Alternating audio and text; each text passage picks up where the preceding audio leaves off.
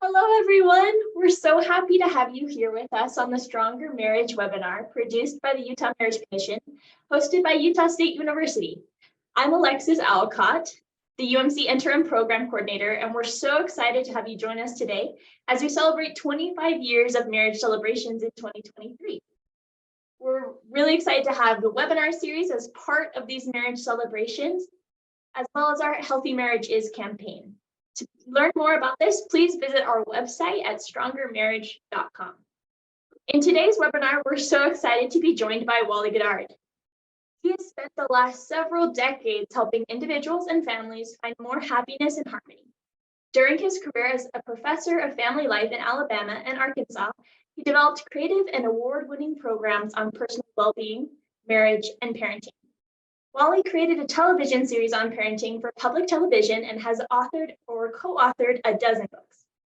He has written regular columns for Meridian Magazine for many years and has recently published a book called Discoveries: Essential Truths for Relationships. He is recognized for his professional work by being presented by the Outstanding Family Educator Award. Wally and his wife, Nancy, who has joined with us today, have 3 adult children, 14 grandchildren, and have cared for many foster children. Today, Wally will be discussing how marriage is a contradiction sometimes, and how it provides some of the sweetest and most enriching experiences possible, while also at the same time being frustrating and often ending in bitter divorce or agonizing unhappiness. Wally will explore how this contradiction happens in marriage and how we can change our mindsets to have more companionship and less contention in our relationships. If you have any questions, please ask them by entering your questions to the Q&A function at the bottom of your screens. The chat will be turned off during his presentation, so it's really the best time to ask Wally questions in those last 15 minutes of our presentation. We will have those questions at the end where it will be live and Wally will be answering those as they come in. So write down your questions while he's presenting and save them for the end. If you've joined us today for the CEU credit, make sure to stay on until the end of the presentation. The survey needed for your credit will automatically load onto the screen, and then you'll receive an email from the Utah Marriage Commission with your certificate.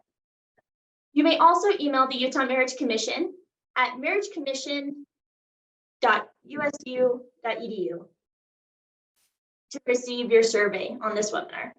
Once the survey is completed, you'll obtain an email with your CEU credit certification. We'll now turn the time over to Wally for his presentation. Thank you, Alexis. It's good to be with you. Glad for all of you who've tuned in. I should first and foremost, Nancy, come on over here. I should introduce Nancy, who has taught me almost everything I know about marriage and is the kindest person I have ever known. And I'm grateful to Nancy for all that she continues to teach me about how marriage really works. Glad to hear her. Thanks. So I prepared a PowerPoint to walk us through some ideas. Let's see if I can share my screen, and here we go. Hopefully you're starting to see the PowerPoint, and there we go. Great. So you've just heard a description of my theme, that marriage is a contradiction. We like to imagine that marriage is somehow this blissful and simple state, but it would seem that marriage is intended to help us grow and provides a lot of contradictions. Let me tell you a story. Nancy and I have friends whose names are Jean and Sylvia. They've been married for some years, and they developed kind of a bad habit. During at least one part of their marriage, Jean would come home from work, where he worked very hard. He had his own business and was really busy with that. He'd come home and see that things weren't always in perfect order at home. Now, it's worth noting that his wife, Sylvia, was very busy herself. She had her own business, creating quilts and other things, doing really amazing work, plus taking care of their large family. Well, Jean would come home and say, Sylvia, how come How come the house isn't cleaned up? How come the kids haven't done their chores? How come dinner isn't ready? He'd come home and kind of chew out Sylvia for not having one thing or another done. This went on for a while, and finally one day Sylvia had had quite enough, and she said, "Gene, you know, you have faults too." And he said, "Yes, but they don't bother me like yours do." Well, I would say that having faults is a universal problem, but sometimes we allow someone else's faults to bother us more than our own bother us, and that creates a whole lot of friction in marriage. So here's the dilemma of marriage, these two incompatible truths. One truth being that we feel profound love for each other, such deep affection, fondness, joy, fun, companionship, all those great things about marriage. That's a reality of marriage, but it's not the only reality. The other reality is that sometimes we make each other crazy. Sometimes we feel ourselves irritated. Sometimes we wonder why in the world would you do that? What were you thinking? So we have those two truths that coexist rather uncomfortably at times. I remember a friend in Miami. I was talking to him one day, and he said, "You know, Wally, I really love my wife. I just can't stand to be away from her." And then he got kind of sober and he thought for a minute and he said, "And a lot of the time I can't stand to be with her." Huh. You can see the dilemma. We can't stand to be apart and we don't know how to be together. And as a result, we're in quite a quandary. We are married and we want it to be good, but we're irritated by the things that don't seem right. So what do? Do we fight and just figure that's part of the contract? Do we divorce? Do we live in a miserable coexistence, or what do we do? What's the solution? I want to suggest today that to have a good marriage, we must change the way we think. And of course, we need to change the way we act. It's my view that if we get our thinking right, the acting will naturally follow. So to have a good marriage, we change the way we think. Here's the surprise, and probably we might consider it bad news. We are all biased in the way we see things. I'll bet if you've been married for more than an hour, you've had an occasion when you and your spouse have argued about what actually happened on some particular occasion. You did this or you did that, and the other objecting, "That's not how it happened. You're remembering it all wrong." And what we may not realize is that our perception is badly biased. In fact, it's true for all humans that we all see imperfectly. I want to give some examples of, there are a lot of great examples. There are dozens of biases that we could talk about, but there are just a few that I think are particularly pertinent for our discussion today. Excuse me. The first is egocentrism. We all tend to see things from our own perspective, and we don't realize how much we're not seeing when we see what we do see. There's a lot we don't see. There's a lot we're not aware of, and a big share of that is what's happening inside someone else's life, their mind, their emotions. I like to say, let's start with a newborn. When we were first born, and of course, our moms went through a lot to bring us here, to arrive in life. And how many of us do you think surveyed the situation when we were first born and said, "Wow, it looks to me like you guys have been through a lot, like maybe you've been up all night and maybe it's been pretty exhausting. So why don't you just set me aside for a few hours and I'll entertain myself while you get a little rest and a good meal and maybe a shower." Have you ever known a baby who said that? Now, of course, babies have a hard time expressing any of their thoughts, but my sense is that every baby I'm aware of comes into the world saying, I don't care what you've been through. I'm going to torture you until you take care of me and make me happy. That's not surprising for a baby to act that way. But when we're still acting that way 10, 20, 30, 40, 50 years later, saying, I don't care what you've been through. I'm going to torture you till you take care of me. That's not a very good mindset for having a strong, caring relationship. Yet egocentrism says we judge everything and everyone based on their effect on us. On us. We are the standard for comparison, the standard for judgment. And so we judge everything based on how it impacts us. I think of the quote attributed to Tom Ryan, who said, I was polishing my trophies the other day and I happened to catch my reflection, and gee, it is easy to see why women are crazy about me.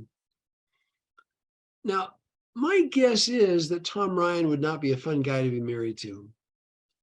As long as the focus of our concerns are on ourselves and our needs and our purposes, we don't make very good companions. So bias, we all have probably a lot more egocentrism than we realize. So there's one bias. Second is what Jonathan Haidt has called naive realism. Let me just read to you what he says in his book, The Happiness Hypothesis. He says, each of us thinks we see the world directly as it really is. We further believe that the facts as we see them are there for all to see. Therefore, others should agree with us. If they don't agree, it follows either that they have not yet been exposed to the relevant facts, or else they're blinded by their interests and ideologies. It just seems plain as day to the naive realist that everyone is influenced by ideology and self-interest. Except for me. I see things as they are, as they actually truly are. I see things accurately. Well, the problem with that is we're not aware of our own imperfection in perception and processing. We're all unaware. The ancient comparison is, are you unable to help me get the splinter out of my eye because you have a log in yours? And that is a comparison Jonathan Haidt talks about, that sometimes we're quite unable to see truly what your life is like because of how distorted my own vision is. So naive realism, that sense that I get it right, but you don't. You're just kind of mistaken. A third bias, unreliable memories. I like what Daniel Gardner has said. He said, most people think memory is like a camera that captures images and stores them for future retrieval.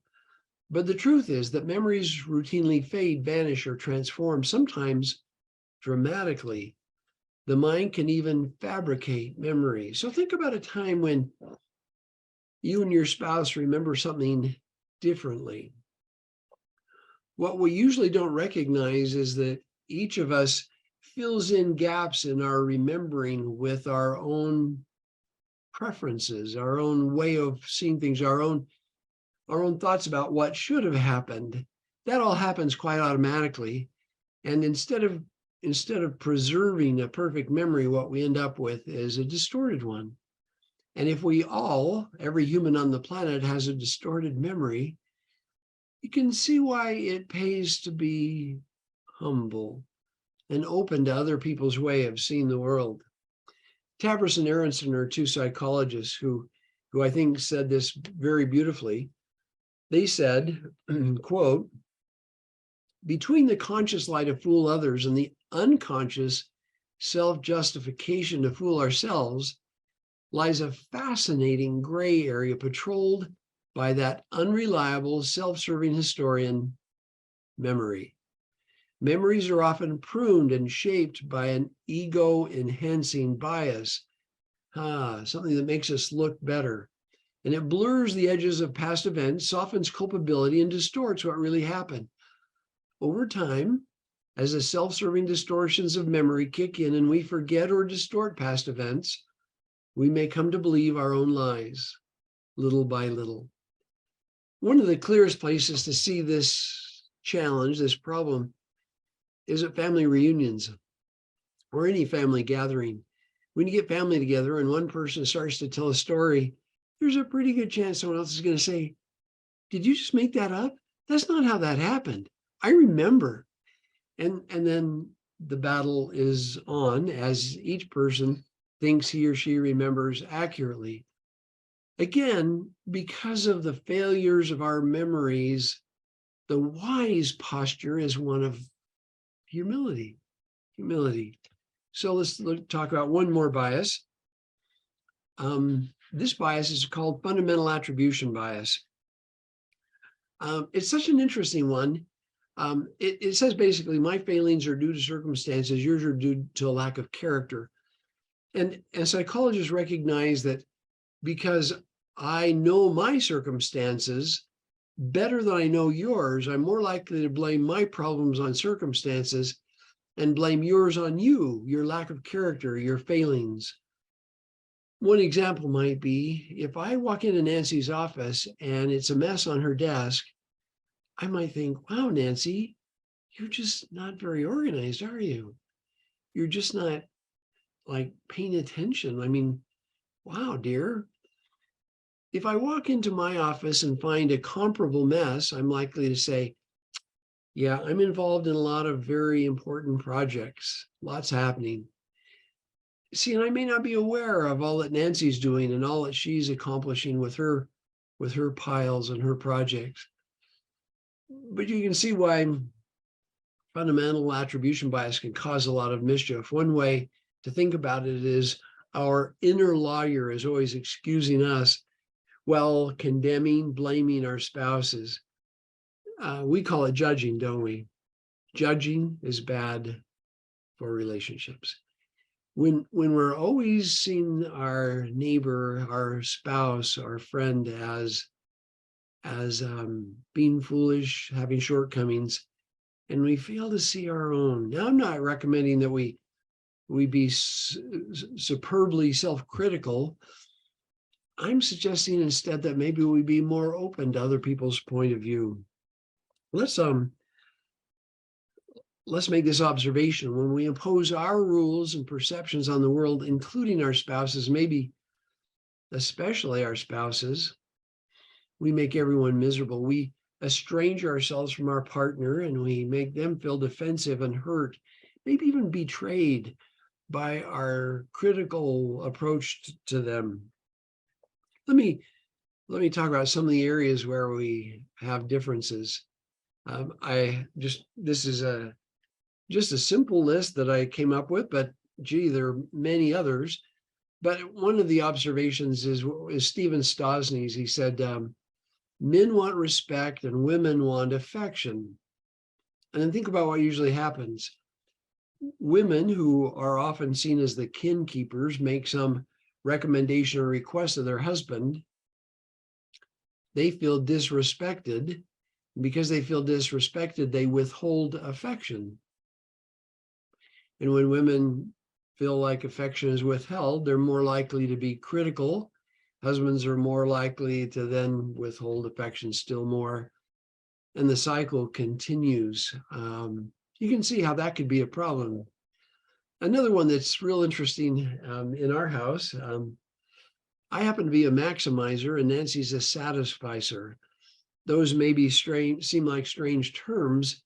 A maximizer is one who wants the best of everything. So as soon as Consumer Reports arrives, I study it from cover to cover. When we make purchasing decisions, I go to Consumer Reports and online reviews because I want to get the best. I want to get the best value for my dollar.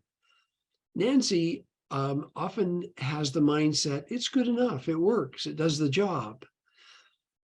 Each of us is tempted to think our way is the right way. And the truth is, each way has its advantages, each has its disadvantages. but it can cause some contention if we don't understand. If I don't say, Nancy, you don't have strong feelings about that. I get it. Yeah, that makes sense.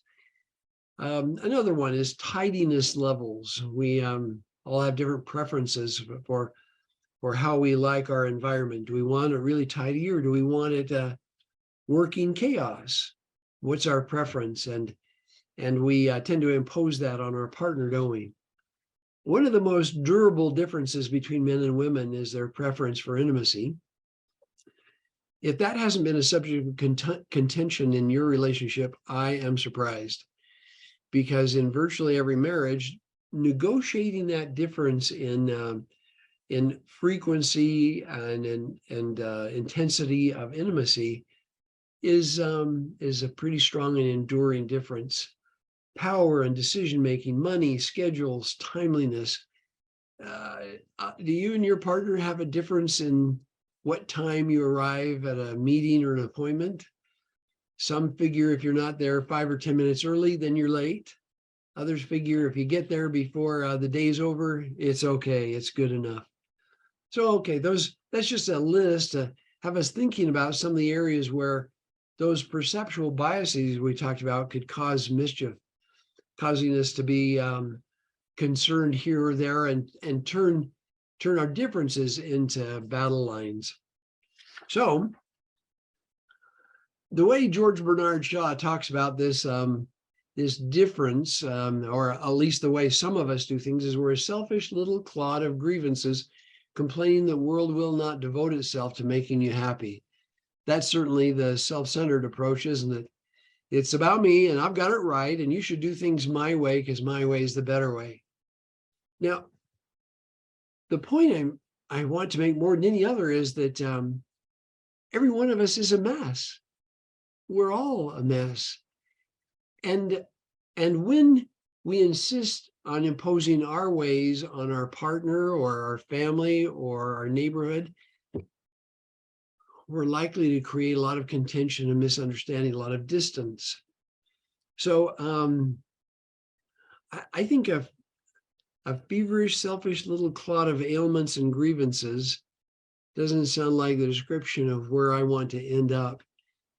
But it might be where we start when we were children, as we move towards maybe learning to be more de-centered.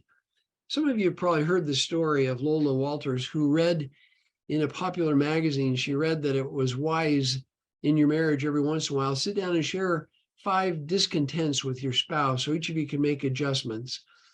And so she, having read that and thinking it to be good advice, said to her husband, honey, let's do this. Let's try this out. And so they met at the appointed time, and Lola went first. She said, honey, there's something I need to tell you.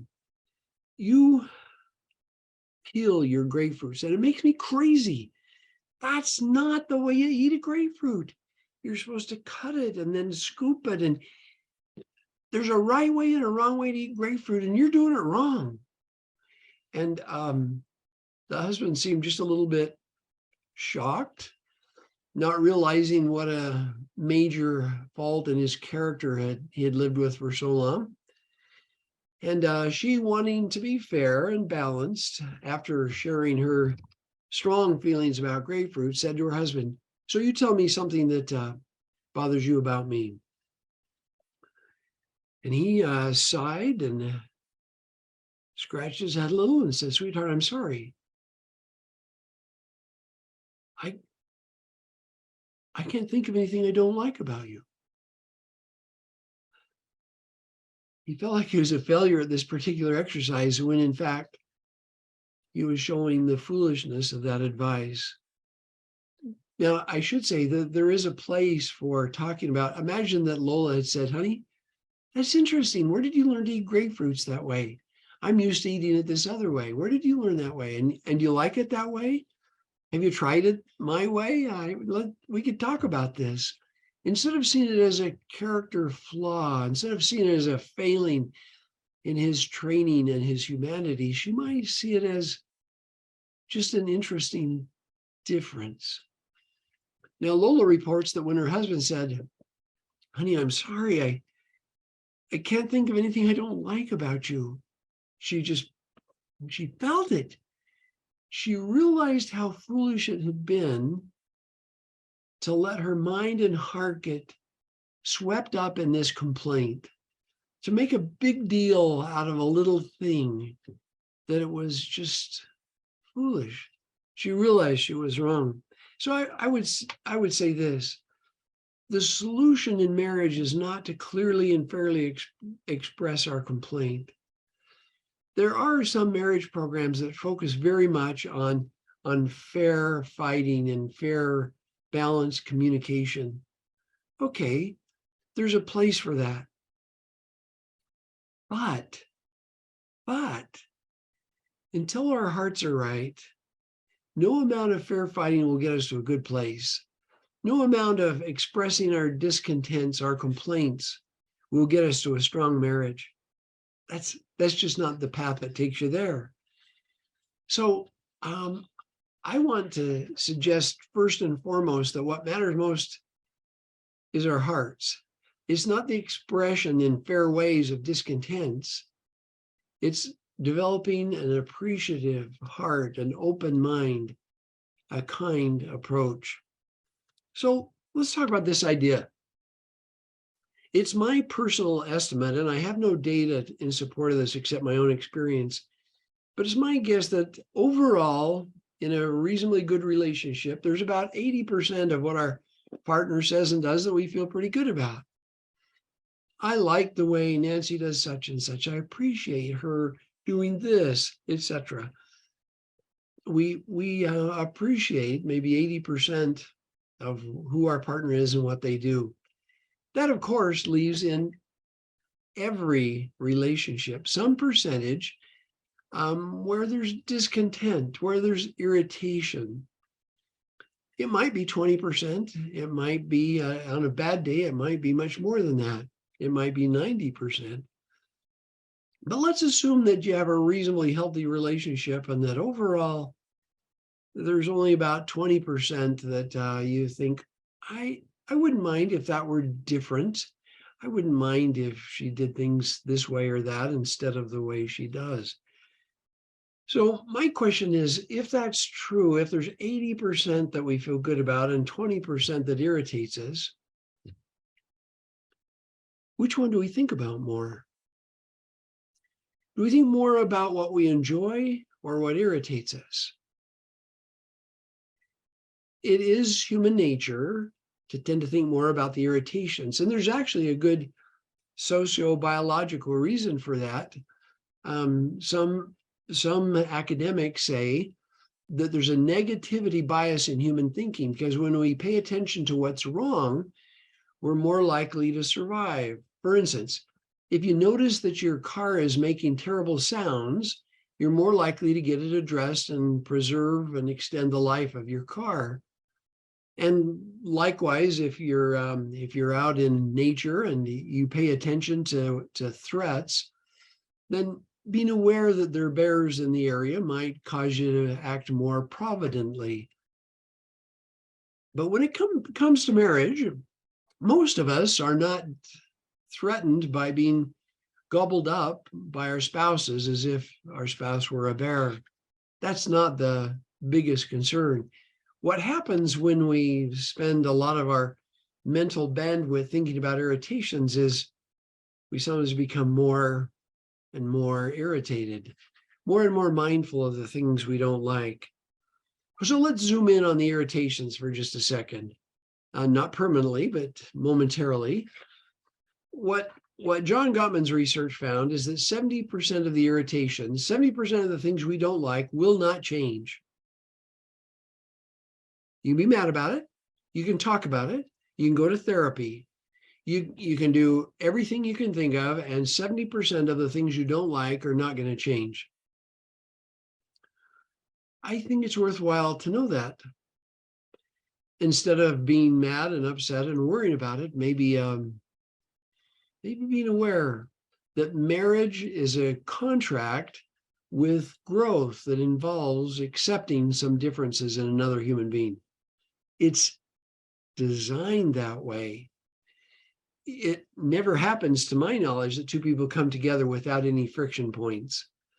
Now, some of you might be saying, okay, if 70% of the irritations will never change, then there's 30% that could change. That's my spousal improvement opportunity, and I intend to seize that opportunity.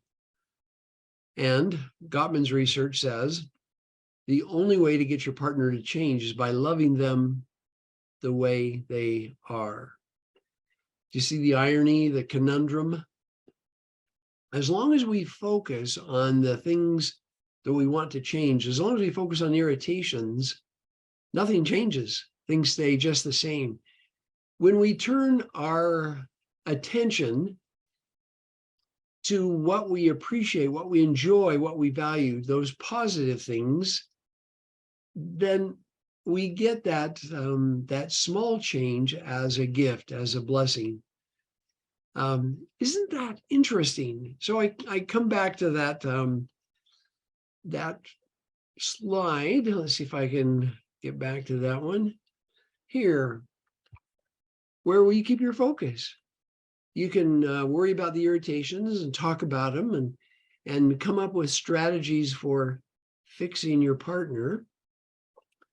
And things will stay just as they are, with probably an increase in irritation, frustration, and discontent on both sides. If we keep our focus on the 80%, the things we enjoy about our partner, then we get that little gift of a small improvement that's just kind of a bonus. It's a gift. I like the way Daniel Weil says it. Daniel Weil is a marriage scholar, an author, and a therapist. He says, each potential relationship has its own particular set of inescapable recurring problems. Unresolvable differences. Every relationship has them. There is value when choosing a long-term partner and realizing that you will inevitably be choosing a particular set of unresolvable problems that you'll be groping with for the next 10, 20, or 50 years. Now, Weil makes the astute observation that the American way of dealing with discontent is to argue about it and then have a divorce and then find someone else. And that someone else, as Weil observes, it'll take a while for you to discover your unresolvable differences, but they are there. They may be different from those in your original relationship, but every relationship has unresolvable differences. It's kind of the nature of marriage in this world, that there are differences, and they're intended, in my view, to help us do a little bit of decentering, to challenge us to move away from that egocentrism with which we began and move to something better, something more gracious, something more companionable. So if I thought it'd be interesting to think about what you'd call that particular couple, the Chihuahua and the chicken, but my focus is on this. John Gottman has said we can start a dialogue with our unresolvable differences. We can talk about them. Like I know that Nancy likes time to make decisions. And so instead of getting mad at her when she takes her characteristic pause for reflection, instead of getting mad, I can set Nancy up for success by planning ahead and saying, hey, we're going to have to decide this or that. Why don't you be thinking about it? In fact, here are some factors to consider. And I really want to know how you feel about it. But Nancy likes to think about things. Now, you won't be surprised to know that her husband tends to have instant and strong opinions on almost every subject. And so that's an accommodation we can make. We can start a dialogue around our unresolvable differences. That's what John Gottman recommends. And then David and Vera Mace, a couple of marital enrichment scholars, recommend that we make creative rather than destructive use of our differences. Creative use of our differences. I like that. I like that instead of our differences being a source of damage, they could be a source of growth and understanding. And maybe broadening of our perception because we have more than one way of seeing the world. Those of you who have studied marriage a little bit know that's John Gottman. John Gottman has, in my view, done more than any single human to advance the research on marriage. His clear thinking, his very fine work in the laboratory has led us to some understandings. And one of the things he discovered was that the old idea that the kind of relationship mattered most is mistaken. See, there were three kinds of relationships we talked about: volatile, explosive, expressive; avoidant, where people don't want to fight. They say, "Oh, honey, that would be unpleasant. Let's not talk about that." And then validating. And validating is kind of what therapists do with people. It's understanding, it's listening to them, it's appreciating their point of view. Of course, therapists aren't usually the ones being attacked in that kind of conversation, whereas in marriage, our discontents are often directed at the person who's also listening. And so John Gottman asked the question, is one of those better than another? Is one of those better for an enduring and satisfying relationship? And the assumption had been for years that it would be validating relationships. And he found that no. All three kinds of relationships are equally likely to be satisfying and enduring if there are 5 positives for each negative, 5 positive experiences, 5 positive conversations, 5 positive interactions for each negative one. Now, notice that means there will still be some negatives. This isn't 100 to 1, it's 5 to 1. So I call it a preponderance of positives. The experience of both people is very positive. In fact, Gottman says, when it's down to 1 to 1, 1 positive for each negative, people have a foot in the divorce courts. The relationship is not going to endure. And think how when we focus on what's good, what's positive, what we appreciate, what we love, when we focus on those things, it makes the relationship stronger and stronger. So I remember a story about a couple at their 50th wedding anniversary. Family members and friends who were in attendance at the party said, tell us, what's the secret to your long and happy relationship? The wife spoke up first and said, when we first got married, I decided that for the benefit of our relationship, I would forgive my husband of 10 faults. The crowd was appreciative of that idea, but one mischievous person said, can you tell us what are his 10 faults that you forgave him? And she said, well, to tell you the truth, I never got around to listing the faults, but every time he did something that made me mad, I said, it's a good thing for him that's one of the 10. I love that story. The way I see it is, she set her heart to pre-forgive her husband for being human. Doesn't that make sense? If we pre-forgive our spouses for being different from us, from being mistaken, or seeing the world differently from the way we do, don't you think that's a good way to set ourselves up for a good experience in marriage? There's another quote I really love. This one's by Blaine Fowers. I'm sorry. Let me talk about this idea first, and then go to Blaine Fowers. This is a picture of Sandra Murray, who's a scholar who studied marriage for years. She found that in happy relationships, in strong couples, people who are really enjoying their marriage, that they saw qualities in each other that nobody else saw in their partner, including their family members who'd known them from birth and their best friends. So she called them positive illusions. Imagine that in a strong relationship, people start to almost imagine qualities that others don't see. I mean, certainly family members should see their qualities, but I just kind of suspect they're not illusions. My guess is that sometimes when we choose to privilege the good, the positive, the loving, over time we come to see our person with a richness and a warmth and a goodness that's a gift from heaven. It's just better than being objective. In fact, objectivity is not very helpful. It, in fact, is usually a weak excuse for being negative. So let me move on to what Blaine Fowler said.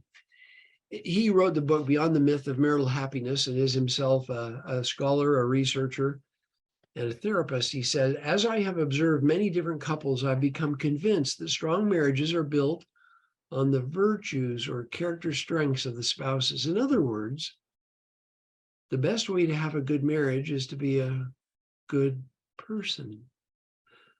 We might offer some other ways of saying that.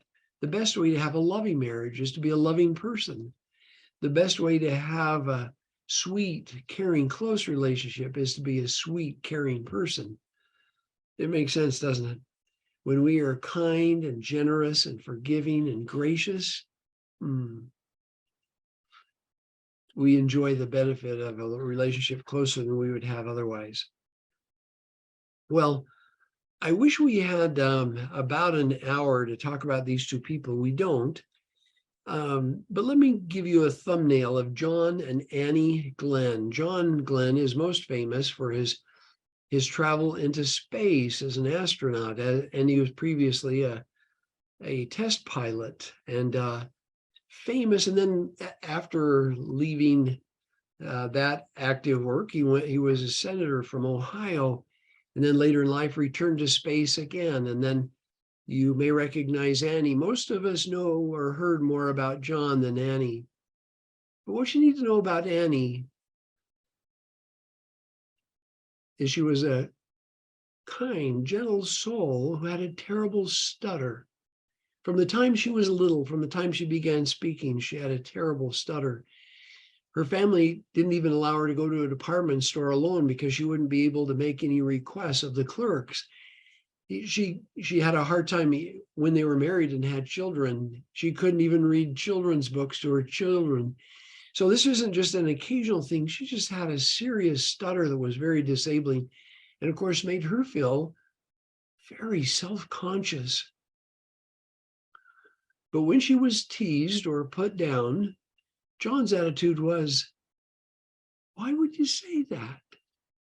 Annie is this glorious human being, a sweet, good human being, and I love her. And he just saw stutter as just, it's a characteristic, like some people have dark hair and some have lighter hair. And it's just something Annie had and something you live with. Well, one of the episodes I remember most clearly is that they had a lot of sweet rituals, the really endearing rituals that they shared. But there was an occasion when John was getting ready for a space launch, and he was called out of a meeting, and his commanding officer said, John, the vice president, who is Lyndon Baines Johnson, wants to meet with Annie on TV and interview her and talk about the space program and how she feels about you going into space. And she's refusing to meet with the vice president. You need to get Annie on board, and you need to do it now. So John went to the phone and called home, and Annie answered, and he said, Annie, what's wrong? And Annie, I have no idea how long it took her to say all this because of her stutter, but she communicated to John that their home had been surrounded by the press for a week. And she felt besieged and overwhelmed and exhausted and had a terrible headache and hadn't been able to sleep. And now the vice president of the United States wanted to put her on national TV and showcase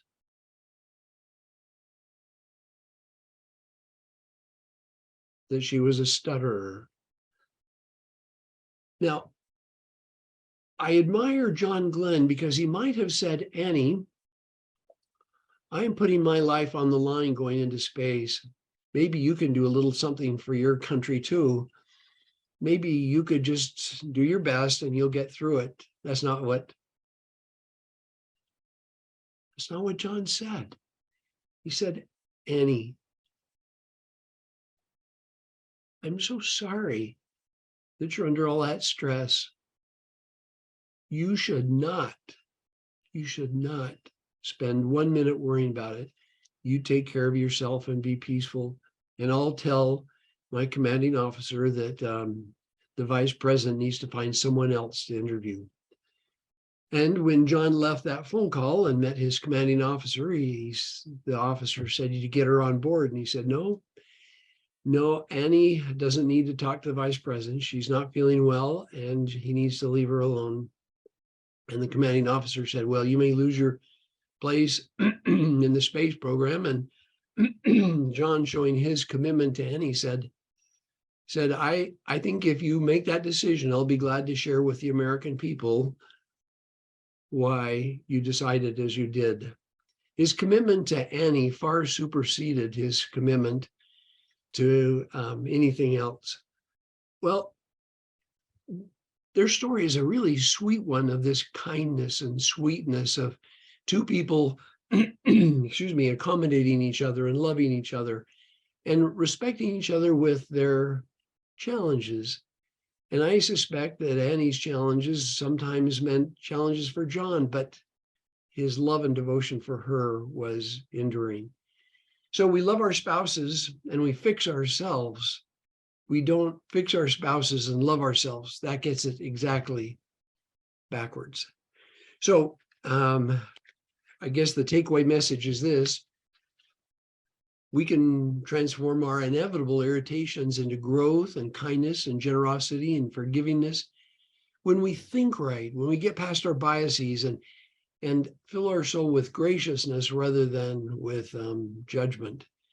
We can become gracious, loving people, which I think is good news.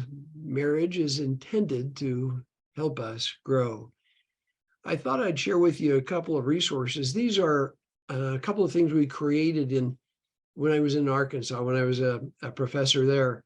We created a program called Getting Our Hearts Right, 3 Keys to Better Relationships. It's a 12-page booklet that's available free as a PDF. You can read it online or download it.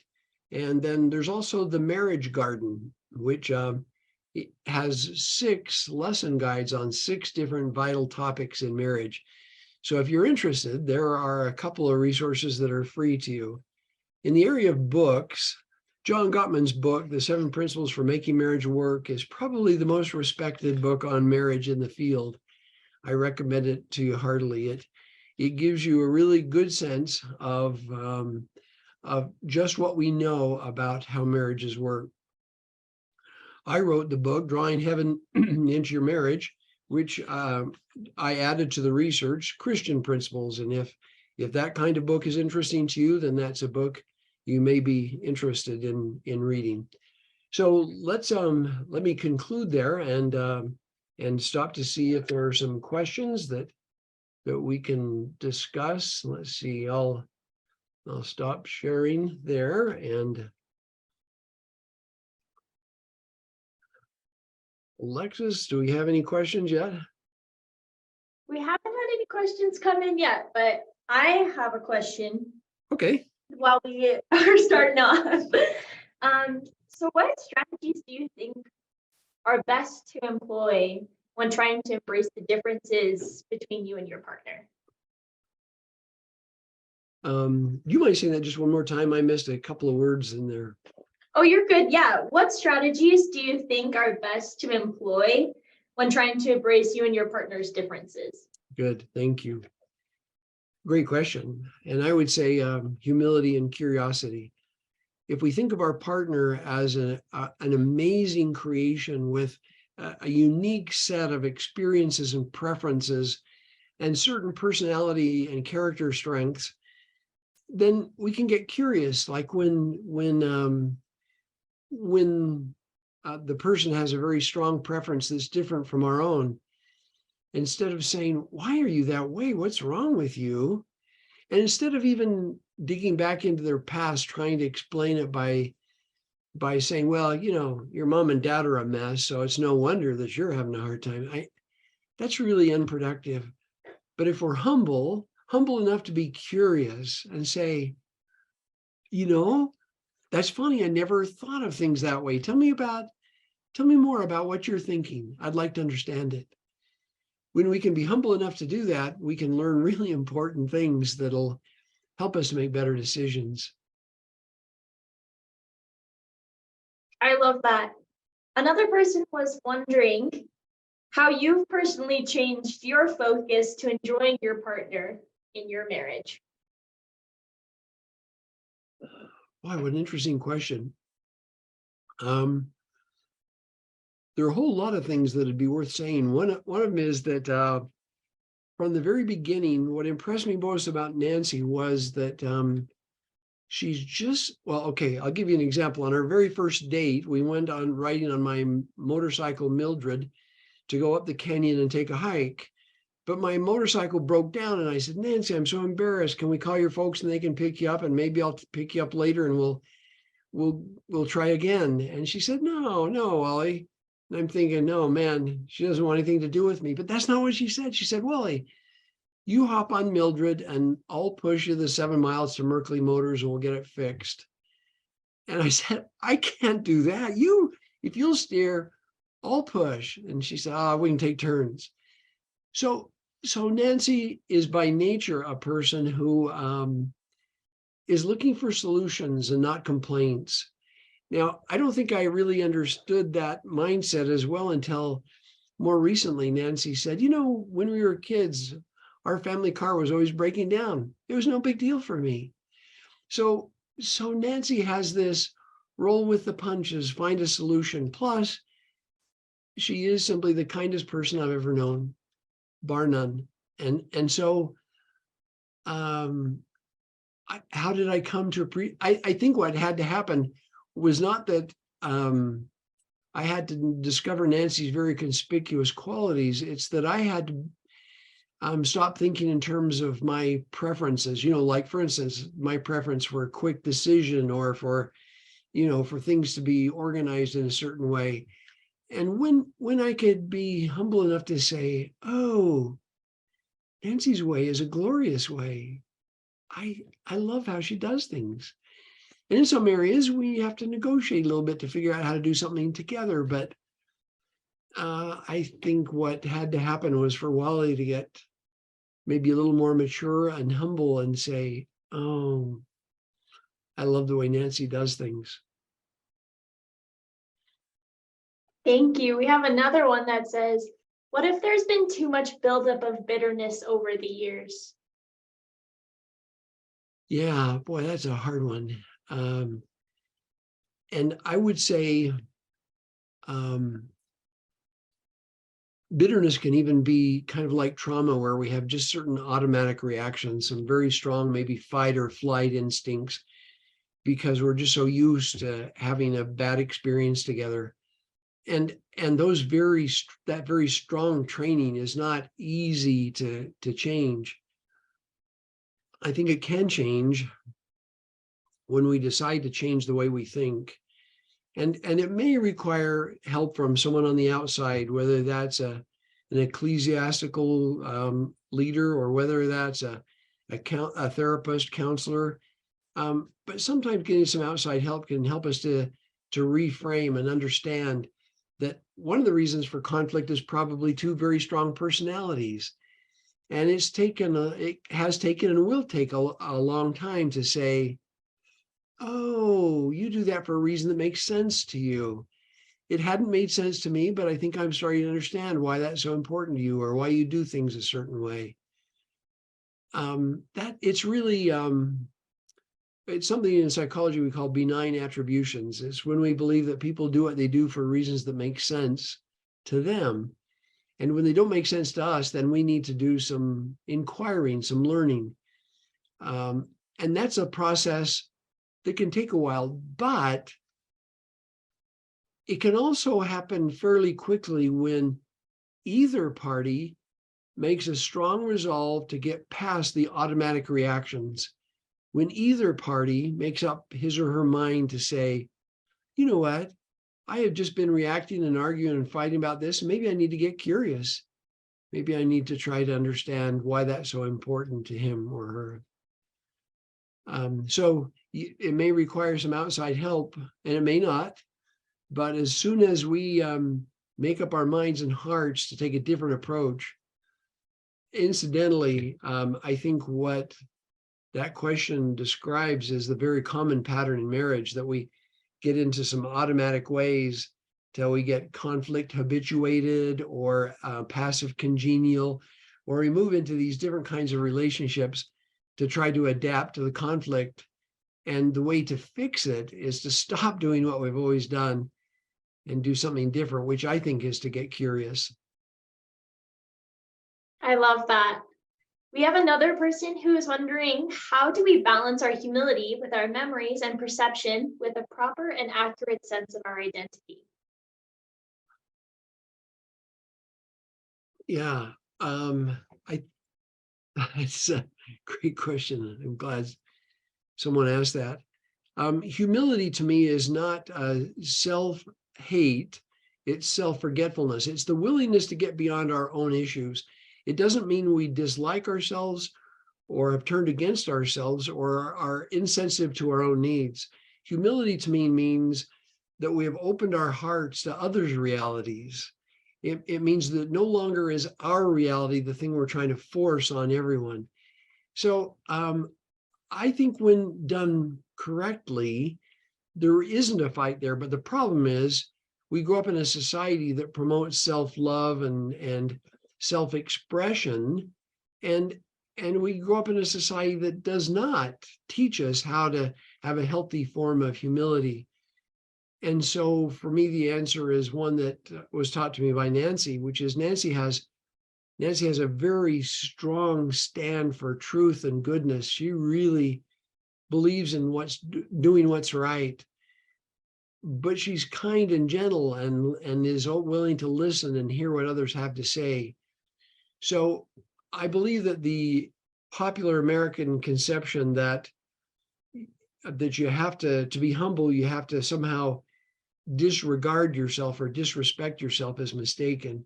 What it means, I think, is like Nancy, you can stand for what you believe is right and good, but do it in a kind way and be open and curious and really try to understand others' points of view. So that question is one that really demands a much bigger answer, but I think that's the one that we can probably give in the time we have. And just as we close out, someone is wondering if you can repeat the resources that you shared and if there's a best way to get in contact with you. Surely. Let me go back to sharing the screen and say that, here we go, if I hit the right buttons. So those are the books I recommended. And then when it comes to the programs, these two, if you were to search UAEX, which stands for University of Arkansas Extension, just search Google UAEX and either Getting Our Hearts Right or Marriage Garden, and it'll take you right there. And the full materials are available as PDFs. So I encourage you to go there. Also, you can reach me on Facebook as H. Wallace Goddard or Dr. Wally. I'm glad to receive messages in either of those places. And I can tell you that my email address is thewaypeoplework@gmail.com. And I'm glad to have a conversation with any of you.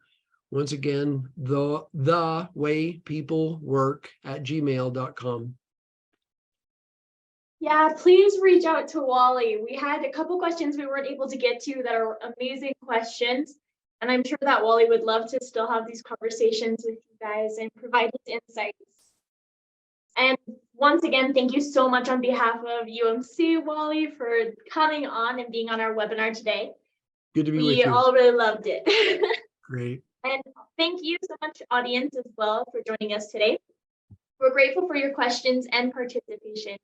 Once again, if you attended this webinar for the CEU credit, please make sure to stay on until the end of the webinar, and the survey will pop up and you'll receive a certificate from Utah Marriage Commission's email address. If it doesn't show up for some reason, you can also email us at marriagecommission@usu.edu for that same survey. Have a great rest of your night, everyone. Thanks so much, Wally. Yes, thank you. Bye, Thanks guys. all.